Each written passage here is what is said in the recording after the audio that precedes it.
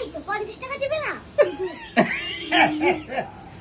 টাকা দিয়ে না দিবি তো কি আমার ক্লাস সারা মুখে দিতে আগুন গাইস আমরা আবার গেছিলাম নানু বাসা। এখান থেকে দেখেন আমরা 25 টাকায় আবার ইনকাম করছি।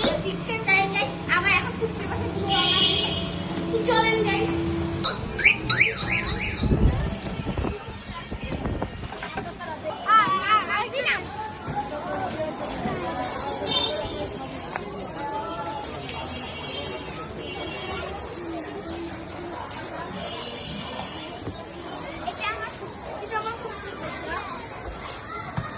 আসসালামু আলাইকুম, ঈদ মোবারক। আমি ডিউটিতে আছি।